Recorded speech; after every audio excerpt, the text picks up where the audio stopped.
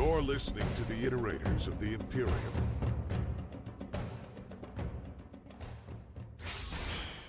Hi, I'm MEZ, and I'm here with my lovely co-host, Ryan.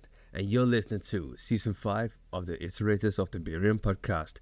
The podcast in which Ryan is the expert on Warhammer 40K, and I am the noob, or intermediate, who's trying to learn about the Warhammer universe. And we've been talking about the Orks for this season, and we're currently in a war that never ends. Last episode, if you guys been listening to it, we had a little bit of a like beef between two characters. I won't say which, and there was a little bit of kissing, a little bit of making up, right? And I took a turn. Because they won't apologize.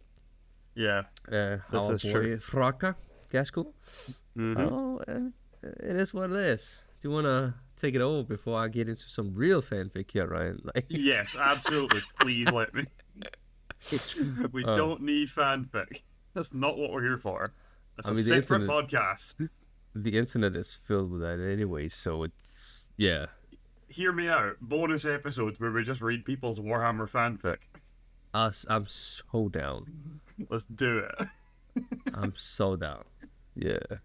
I was trying to think of a fun way to end this season, like a fun episode to do at the end, and I had an idea, but maybe reading fanfic is going to be better. Oh, God. So, yeah, as Mez has pointed out there, we left off last time, we're rounding out the third war for Armageddon. Obviously, Ghazghkull finally saw sense, resurrected Makari, two of them made up, and Ghazghkull and Makari and some of his boys pissed off into the galaxy to go follow the path that Gork and Mork had laid out for them. Yes. And we obviously covered how the third war for Armageddon continued after Ghazghkull left, because it's not all about him. No. So, like we said, we will be catching up with Ghazghkull later on, right? But there is a bit we have to do first, because we're going back to the Orc Empire of Octarius that we talked about a little bit before we started the third war for Armageddon. And I'm gonna re-summarize what I explained before, and then we're gonna go further from that point, because the Octarius War is going on at the same time as the third war for Armageddon, so it's kind of a branching path. So, before we got to the third war for Armageddon, we obviously briefly mentioned this Orc Empire that had a minor gene stealer uprising. And the Overfiend, the guy who runs Octarius, just hired the craziest orc in the galaxy to go murder the gene stealers before they became a problem. And that was it, said and done. But there is a bit more to it. We're going to have to talk a bit about Tyranids now, because this is where the Tyranids come in, to the Orcs storyline. So, the whole issue that we get with Octarius, this whole area, is the massive army of space bugs called Hive Fleet Leviathan. And Leviathan was the third Hive fleet that the Imperium ever met. Third one that turned up. But it was a bit different than the other two they had seen before this, in two ways. One, it was absolutely fucking massive. There was an absurd number of space bugs. Like Starship Troopers type shit. Oh god, what was it called? Helldivers 2 type shit. That kind of level of space bugs, right? They were everywhere. Yeah.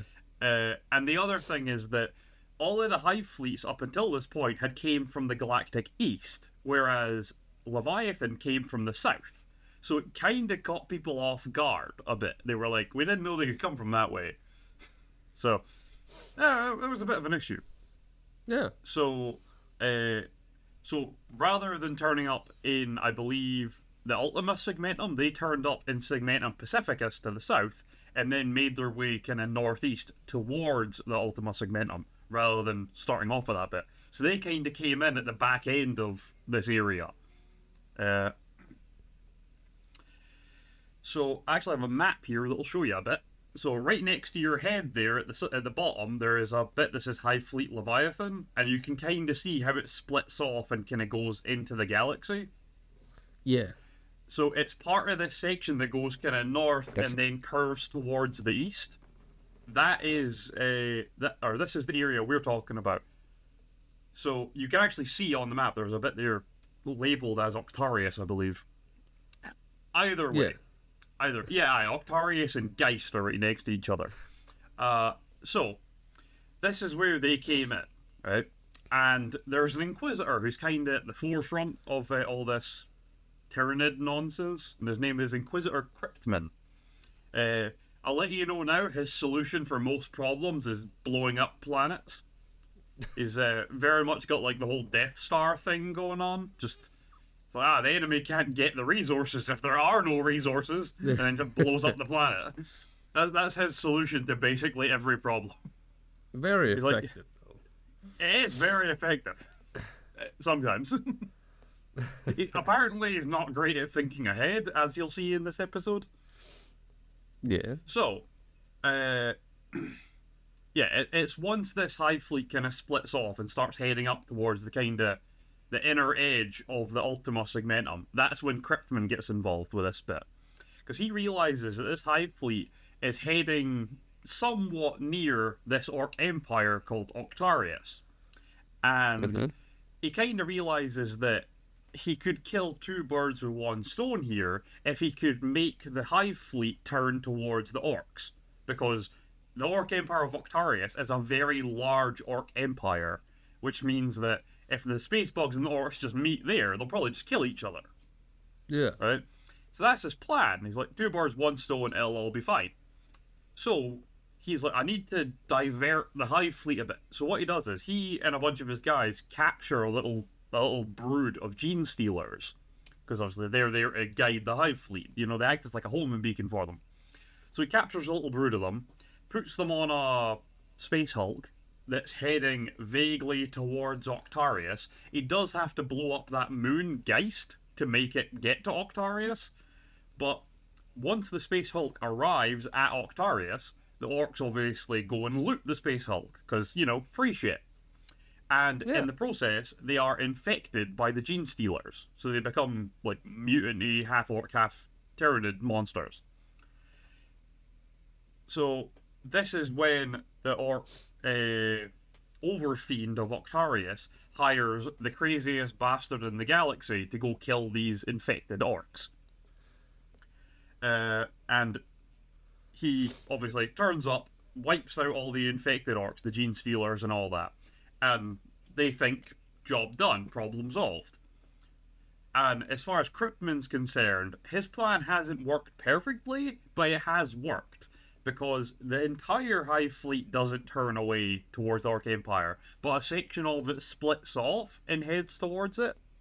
So there's now much less Tyranids heading further into that area of space, and a bunch of them going towards the Orcs now. So his plan didn't work entirely, because they didn't all leave, but he's got some of them, and like 60% of an army of space bugs is much easier to kill than 100%, so, you know, still a win. Yeah, I guess. Yeah. So there was some good luck, some good logic that went on here. For the record, the rest of that fleet that the section diverts off of, the bit that continues on is heading towards an area called the Red Scar, which is where the Blood Angels are. It's like where their homeworld is, where Sanguinius was found and all that, and that leads to a whole storyline called the Devastation of Baal, and it's an amazing storyline. We have talked about that, haven't we? We've mentioned it a few times. Probably because I once in a while reference the whole thing of the Blood Angels leader dying and seeing Sanguinius, and Sanguinius just pushes him back into his body. It's like, get up, you lazy bastard. That's during the Devastation of Baal. Yeah. Yeah. So that's probably why I've mentioned it, because I feel like I've made jokes about that a bunch of times. I feel like you have. Excellent storyline, though. The Blood Angels in the modern day are fantastic. Nice. So, this, like, tendril of the Hive fleet. By the way, whenever the fleet split, the bits that come off are referred to as tendrils. I don't know why they refer to the whole Hive fleet as if it's some big tentacle-y monster. Which, I mean, if you see Tyranids, it makes sense. So, the tendril of the Hive fleet splits off and heads towards Octarius. So, the first planet that they land on is a planet called Ork.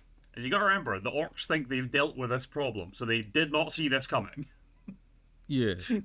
So, As soon as Tyranids start falling to the planet, the Orks are like, shit, what the fuck is going on? They barely have enough time to like get to their gun emplacements and stuff. They're totally caught off guard.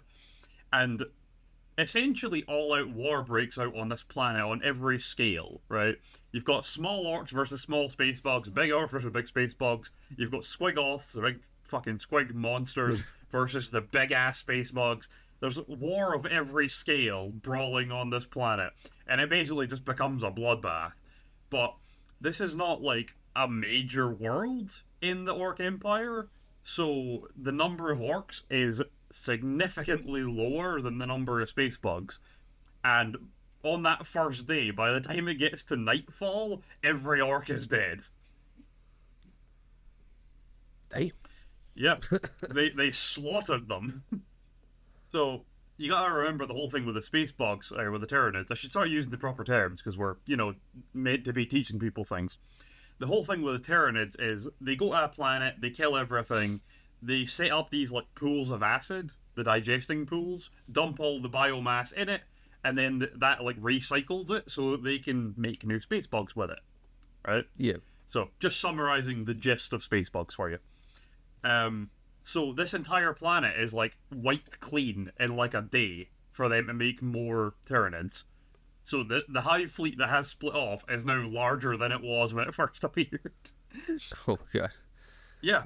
The next planet that they go for is a planet called Gorala, which this one is a bit more of an issue for the Tyranids, because Gorala is a homeworld for an orc pirate war boss called Scarfang. And Scarfang has a dread fleet, which is just a really cool way of saying a fleet. So yeah, Scarfang is like an orc pirate, and as you might assume, he has a whole fleet of ships, right, at his disposal. So when the Tyranid fleet arrives over the planet, every orc ship within like 12 light years just turns around to fucking gun them down while they're still in space. So between the massive orc firepower and the minefield that was hidden around the planet, the Tyranid Hive fleet gets like wrecked. There's only like one ship makes it down to the planet. Like there's a moment where Scarfang's just looking out as he sees this one ship make it past, and he's like, "Ah, shit! Now we got to fight on the ground."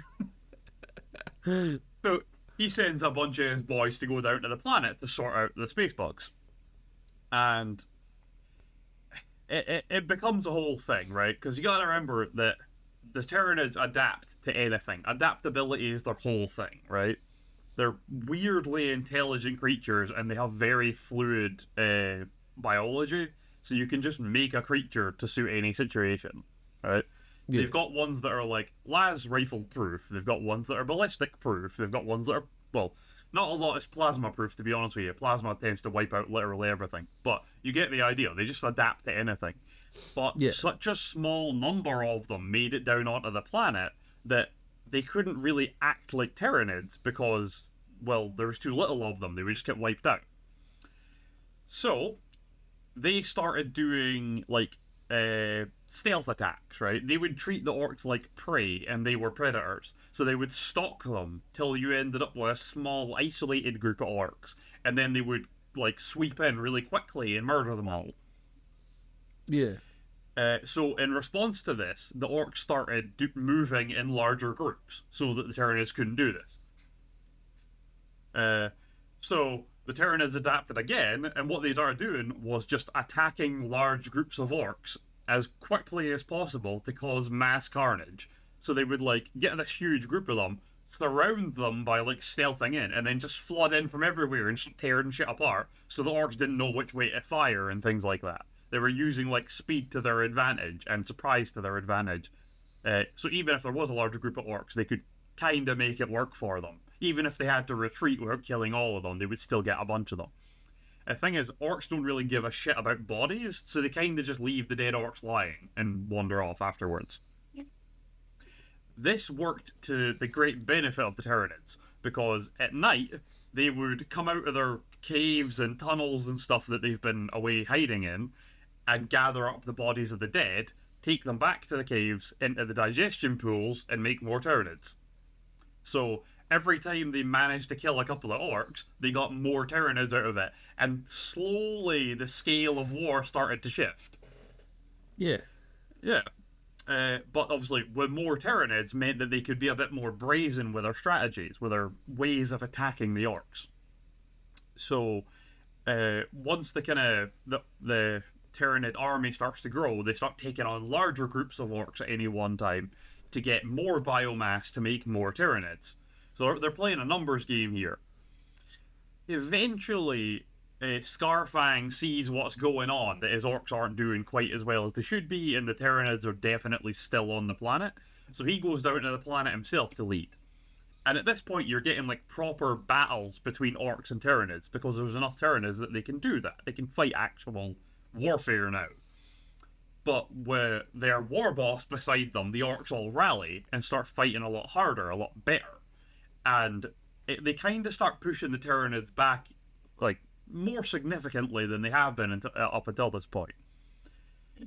So, the Tyranids adapt again. They realize Scarfang has to die. So they make what are called lictors. I'll show you these guys. Look at this bad boy. This guy is designed to assassinate. Right? They're like, we'll make some of these guys. Yeah, fuck that guy. Yeah. So they make a bunch of these to go, like, to sneak in and assassinate Scarfang. Because if Scarfang dies, the Orks will go back to being pretty useless, and the Tyranids will win eventually. But Scarfang happens to have what are called squig hounds. Right? Do you remember the squigs? A little ball with a mouth and 2 legs. Yeah. Yeah. And there's like a million kinds of them. There's a type that are called squig hounds. That are like bloodhounds. They guard like a watchdog, and they got a really good sense of smell. Scarfang has these guys, like these things that he has as like pets or his guard dogs or whatever. And every time the lictors tried to go assassinate Scarfang, the Orks were alerted by the squig hounds because they could sense them coming. Oh god.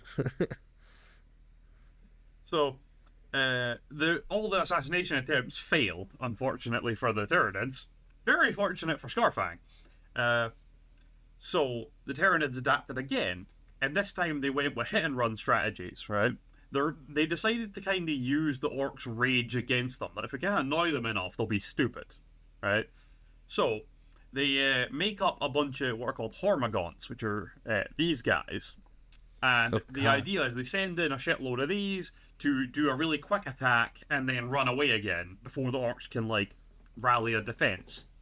And they do it from, like, every angle, right? So they'll come from the east once, west next, north next, south next, and they just keep doing it from all different directions. The Orcs don't know what's going on, and they never really get a chance to fight back because they wait long enough for the Orcs to kind of drop their defenses a bit and then do it again.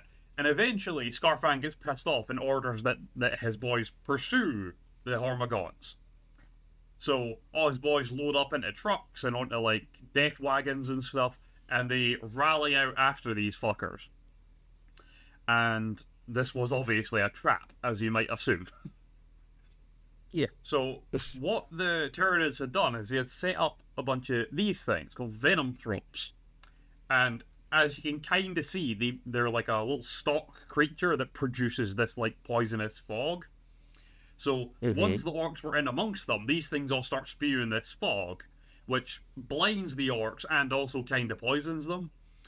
Which means that the Orcs all crash their trucks and wagons into each other or into rocks and stuff. And those that aren't killed by the crash start choking to death on the poison fog.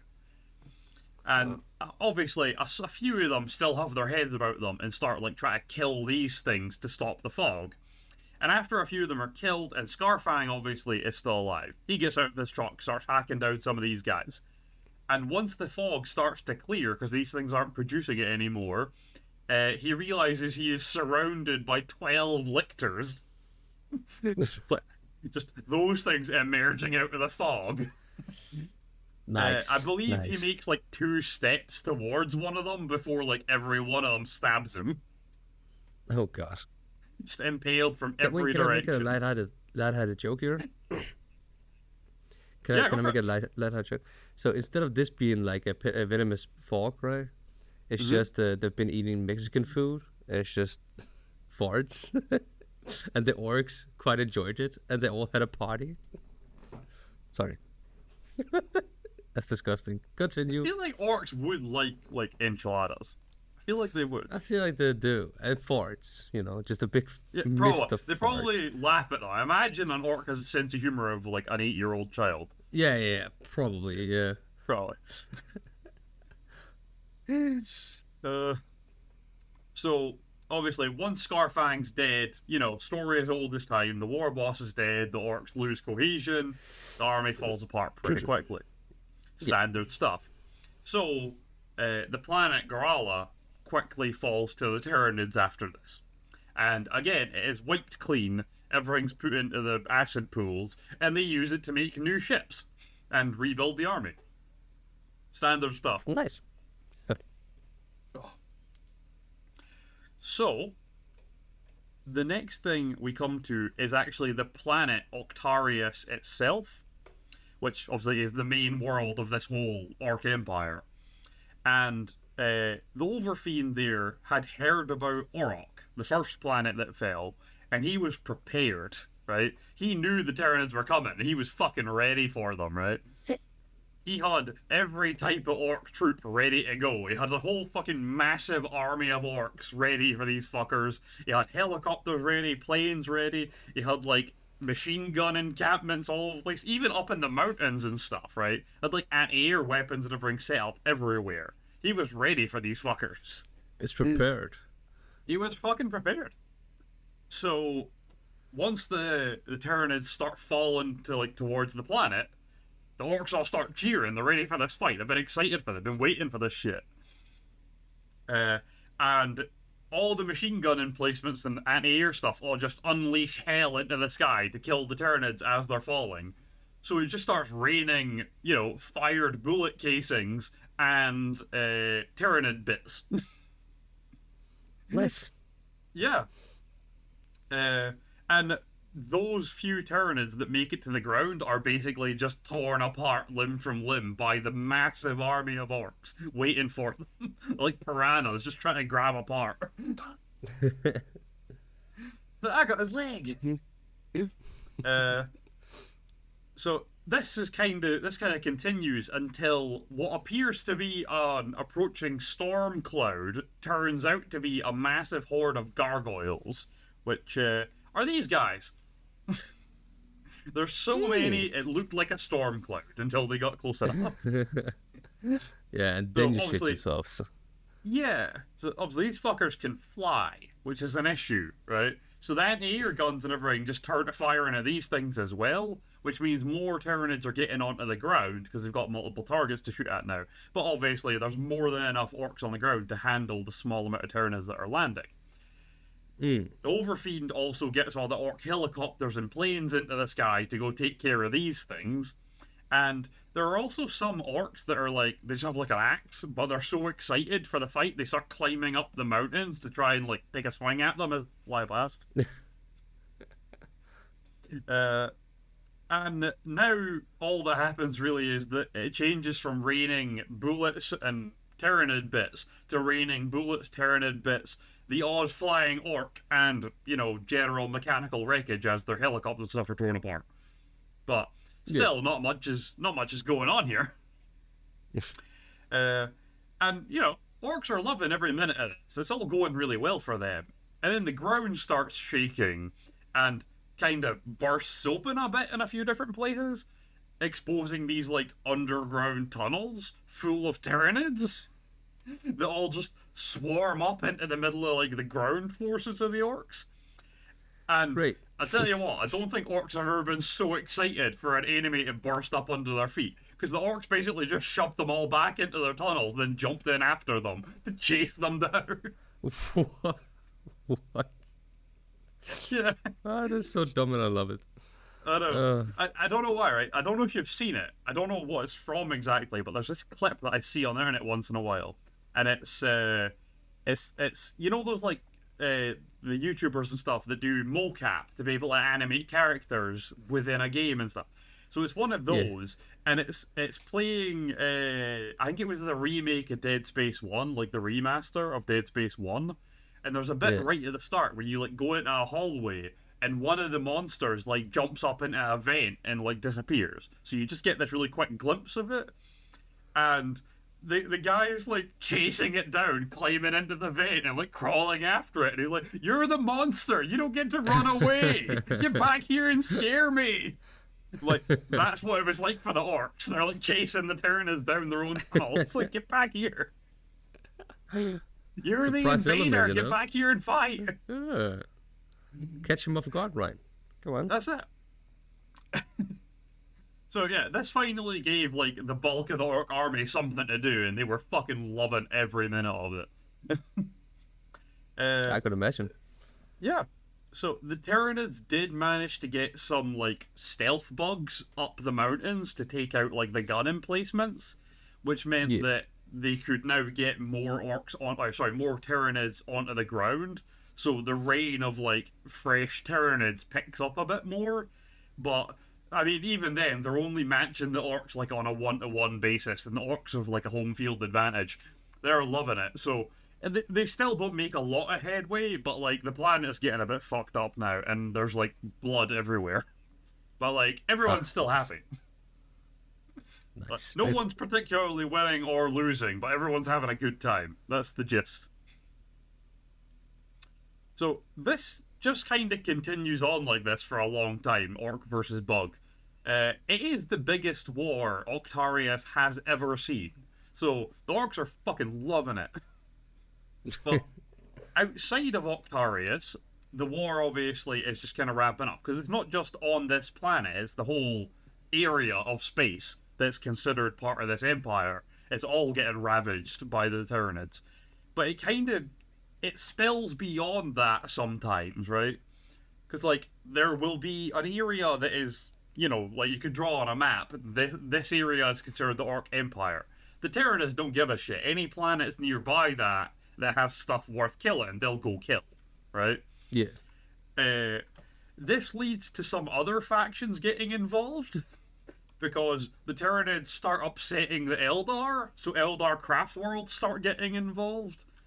And then, because the craft world have got involved, and there's some collateral damage of humans, a bunch of Space Marines start getting involved. So, like, on the edges of this war, there were, like, new mini-wars breaking out of, like, 17 different factions all just throwing in their own firepower. Thank you. So that's fun. Yeah. That's something. Fun is also a word. So you'll probably remember Orcs are drawn to big fights, right? It's their whole thing. So from all over this whole area of space, Orcs are piling into Octarius to like join in the big war. So like even if the Orcs are dying, their numbers are constantly going up, because they're constantly getting new fresh reinforcements from, you know, the arse crack in nowhere. And there's a whole fun thing where, like, as they're fighting, right, the Tyranids are dying, which makes the Orcs tougher and bigger and stronger, because they're winning, right? But if the Orcs do lose a fight, the Tyranids just drag their body away, turn it into biomass, and make more Tyranids that are bigger and tougher, right? Mm-hmm. And the funny thing is, Kryptman, the Inquisitor who started all this, had been like, oh yeah, they'll kill each other, it'll be fine. And it's like only at this point that he's like, ah, shit. Both of these groups get tougher if they win. They don't go down in numbers. They don't get weaker. They're not like normal enemies. So he realizes that all he's done is made one of them guaranteed to become a much bigger threat, because either the Tyranids win, and then they mulch up the entire Orc Empire and have like 8 times the amount of bugs they did to begin with, or the Orcs win, and then they've just got a shitload of giant super Orcs to kill that are all roided out on bug murder. Yeah. So it's around this point, once the war's really in full swing, the Kryptman's sitting there like, ah, shit, I goofed. This is a bad plan. I haven't thought this through, you know? Yeah, this This was a flawed plan from the beginning, I think. So, there's one last bit we're going to talk about with this today, right? Yeah. And it's your boy Ghazghkull. This is when Ghazghkull turns up, right? Once the war's in full swing.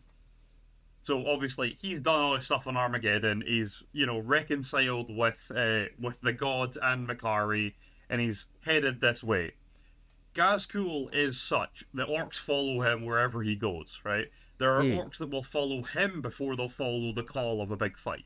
So even on his way here, he's amassed a massive army of orcs without really taking much from the war that was already going on in Armageddon. So when he rocks up, it's like a massive fleet of reinforcements that come with him. And they all just take to the field and start murdering Tyranids. And I'm going to show you something here. This is the Mawlog. It is a gigantic space bug. I think you've shown me this before, yeah. I probably have. It's a pretty good example of what space bugs are. Yeah. But Ghazghkull turns up on the battlefield with this massive army of reinforcements and starts murdering bugs until this thing turns up and starts murdering all the orcs because it's gigantic. So Ghazghkull kind of just does the knuckle crack, alright, I'll sort this one out myself, and just goes over and tears it apart with his own two hands. And damn. That's kind of his introduction to the world, right? Because you got to remember that while Ghazghkull is kind of famous, he's not known by every orc ever. So the ones in Octarius are probably more preoccupied with Octarius being the greatest orc empire and stuff, rather than Ghazghkull. So when he turns up and he does this, he kind of it's like his first announcement where he declared his name at the town, but without any words. He tears it apart, and everyone on the planet basically just instantly knows that is Ghazghkull Mag Uruk Thraka, and he will bring great slaughter. That's who he is. It's a statement. It's a statement, that's it. What it is. Yeah. Yeah.